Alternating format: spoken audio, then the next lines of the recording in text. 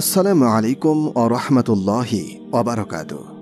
প্রিয় দর্শক শ্রোতা, আপনাদের জন্য আজকের আয়োজনটি খুবই বিস্ময়কর। আদি পিতা আদম আলাইহিস সালামের ছেলে শীস আলাইহিস সালামের সাথে কিভাবে বেহেশতের হুরের বিবাহ হয়েছিল এবং শীস আলাইহিস সালামের জীবনে কি কি ঘটেছিল যে কারণে আল্লাহ তাআলা শীসকে বেহেশতি হুর দান করেছিলেন, তা জানার আগে আপনি যদি আমাদের চ্যানেলে নতুন হয়ে থাকেন তাহলে সাবস্ক্রাইব করুন এবং পাশে থাকা বেল আইকনটি বাজিয়ে আপনার মূল্যবান মতামত কমেন্ট করে জানাতে পারেন।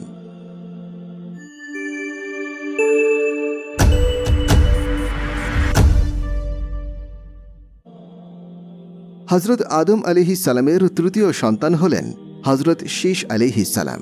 আদি পিতা হযরত আদম আলাইহিস সালাম যখন 130 বছর বয়সে উপনীত হন, তখন তার সন্তান শীস আলাইহিস সালামের জন্ম হয়। জন্মের পর তার নাম রাখা হয় শীস। শীস শব্দের অর্থ হল আল্লাহর দান।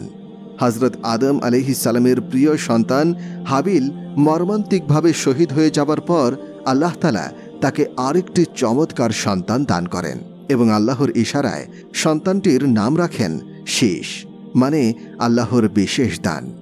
হযরত শীস আলাইহিস সালাম ছিলেন তার পিতা হযরত আদম আলাইহিস সালামের পরে তার স্থলাভিষিক্ত আল্লাহর পয়গম্বর। আল্লাহ তাআলা তার উপরে অনেক সহিফা, যেমন ছোট ছোট আসমানি কিতাব নাজিল করেন। রাসূল সাল্লাল্লাহু আলাইহি ওয়াসাল্লাম বলেন, আল্লাহ পাক বিভিন্ন পয়গম্বরের উপরে 104খানা সহিফা নাজিল করেন। তন্মধ্যে শুধু শীস আলাইহিস সালামের উপরে নাজিল করেছেন 50খানা সহিফা। হযরত আদম আলাইহিস সালামের মৃত্যুর সময় তার সন্তান শীসকে কাছে ডেকে আনেন এবং গুরুত্বপূর্ণ অনেক ওসিয়াত করেন। তারিখে তাবারিতে মুহাম্মদ ইবনে ইসহাক বলেন, হযরত আদম আলাইহিস সালাম যখন মৃত্যুর মুখোমুখি হন, তখন তার সন্তান শীস আলাইহিস সালামকে ডাকেন এবং তাকে অনেক ওসিয়ত করেন। তাকে দিন রাতের সময় কিংবা ঘণ্টাগুলোর পার্থক্য শিক্ষা দেন এবং তাকে অবগত করেন যে প্রত্যেক সময়ে বান্দার জন্য ইবাদত রয়েছে। তাছাড়া কোন সময়ে কোন ইবাদত রয়েছে তাও অবগত করেন।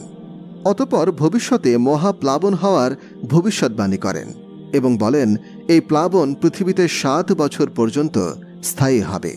তিনি স্বীয় সন্তানকে তার ওসিয়তগুলো লিপিবদ্ধ করান। সন্তানও পিতার ওসিয়তকে ভবিষ্যতের জীবনে বাস্তবায়িত করেন। হযরত আদম আলাইহিস সালামের পরে তার সার্বিক রিয়াসতের অধিকারী হন হযরত শীস আলাইহিস সালাম। সুতরাং আল্লাহ পাক হযরত শীস আলাইহিস সালামের উপর পর্যায়ক্রমে 50খানা সহিফা নাজিল করেন, যেমনটা রাসূল সাল্লাল্লাহু আলাইহি ওয়াসাল্লাম বলেছেন। হযরত আদম আলাইহিস সালামের আওলাদদের মধ্যে কেবল শীস আলাইহিস সালামের মাধ্যমেই পরবর্তী প্রজন্মের বিস্তার ঘটেছে, আর কোনো সন্তানের বংশ বিস্তার হয়নি। এ হিসেবে পরবর্তী পৃথিবীর সমস্ত বনি আদম হযরত শীস আলাইহিস সালামের সন্তান। ইবনে ইসহাকের বর্ণনা মতে স্বীয় ভগ্নী হাজুরার সাথে শীসের বিবাহ হয়। তখনকার নিয়ম ছিল হযরত হাওয়া আলাইহিস সালামের একসঙ্গে একটি পুত্র এবং একটি কন্যা সন্তান জন্ম হতো এবং এক গর্ভের পুত্রের সাথে অন্য গর্ভের কন্যার বিবাহ হতো। কিন্তু গ্রন্থ থেকে জানা যায় শীস আলাইহিস সালাম একজন বেহেশতি হুরকে বিবাহ করেন। হযরত আদম আলাইহিস সালাম এর সকল সন্তান জোড়ায় জোড়ায় সৃষ্টি হয়েছিল, শুধুমাত্র শীস আলাইহিস সালাম ছাড়া। তাই তার বিবাহ করার মতো কোনো কন্যা ছিল না, কোনো মেয়ে ছিল না। একদিন হযরত আদম আলাইহিস সালাম তার ছেলে শীস আলাইহিস সালামকে বললেন আল্লাহর কাছে প্রার্থনা করতে। পিতার কথা মতো শীস আলাইহিস সালাম আল্লাহ তাআলার দরবারে 2 হাত তুলে দোয়া করলেন। দোয়া শেষে দেখতে পেলেন হযরত জিবরাইল আলাইহিস সালামের সাথে একজন মুখোশ পরা হুর রেকাবি ভর্তি ফলমূল নিয়ে দাঁড়িয়ে আছে। আদম আলাইহিস সালাম বললেন, হে জিবরাইল, এই হুরটিকে? জিবরাইল আলাইহিস সালাম বললেন, আল্লাহ পাক জান্নাত থেকে এই হুরকে পাঠিয়েছেন শীস আলাইহিস সালামের স্ত্রী হিসেবে গ্রহণ করার জন্য। তারপর আদম আলাইহিস সালাম তার পুত্রের সাথে হুরের বিবাহ দেন। সুতরাং শীস আলাইহিস সালামের স্ত্রী ছিলেন বেহেশতের একজন হুর।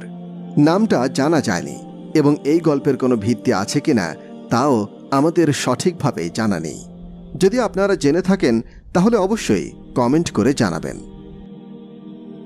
হজরত শীশ আলাইহিসসালামের মৃত্যুর সময় তার সন্তান আনুশকে গুরুত্বপূর্ণ ওসিয়ত করে রিয়াসতের দায়িত্ব তার উপরে অর্পণ করেন এবং তার দায়িত্ব সম্পর্কে তাকে বিশেষ নির্দেশনা প্রদান করেন। তার মৃত্যুর পরে আনুশ পিতার নির্দেশিত পথে অটল থেকে স্বীয় কওমকে পরিচালনা করেন। আনুশের পরে তার সন্তান কায়নানও সেই পথেই অটল থাকেন এবং সমকালীন প্রজন্মকে তাওহীদ এবং আল্লাহর দ্বীনের উপরে পরিচালনা করতে থাকেন। কায়নানের পরে তার পুত্র মাহলাইল রিয়াসতের দায়িত্ব পালন করেন। মাহলাইল তৎকালীন বিশ্বের নেতৃত্ব দেন। পার্শ্বিক ঐতিহাসিকদের বর্ণনা মতে মাহলাইল ছিলেন সপ্ত রাজ্যের তথা গোটা পৃথিবীর রাজা, যিনি সর্বপ্রথম গাছপালা কর্তন করে শহর বন্দর নির্মাণের কাজ শুরু করেছিলেন। তিনি ইবলিশ ও তার সাঙ্গপাঙ্গদের পরাজিত করে জনপদ থেকে সীমান্ত এলাকায় ও পাহাড়ি উপত্যকায় তাড়িয়ে দেন। তার রাজত্ব 40 বছর অব্যাহত থাকে।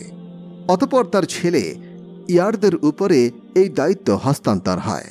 ইয়ারদের পরে তার পুত্র হজরত ইদ্রিস আলাইহিসসালাম সেই দায়িত্ব পালন করেন। তিনি মানুষকে সত্য ও ন্যায়ের পথে এবং তাওহীদের তথা একত্ববাদের উপরে অটল রাখতে সচেষ্ট হন। তিনিও আল্লাহর পয়গম্বর ছিলেন। হজরত ইদ্রিস আলাইহিসসালামের জীবনী জানতে চাইলে উপরে থাকা আই বাটনে ক্লিক করে দেখুন। হজরত শীশ আলাইহিসসালাম দীর্ঘ হায়াত লাভ করেছিলেন এবং 912 বছর বয়সে মক্কায় ইন্তেকাল করেন। মক্কার আবু কুবায়েশ পর্বত গুহায় নিজের পিতা মাতার পাশেই তাকে দাফন করা হয়। আল্লাহ পাক তার এই পয়গম্বরের উপরে অসংখ্য রহমত বর্ষণ করুন এবং তার জান্নাতের মর্তাবা আরও অনেক উঁচু করুন। আমিন। আজকে এই পর্যন্তই। পরবর্তী ভিডিও দেখার জন্য অনুরোধ রইল। ধন্যবাদ।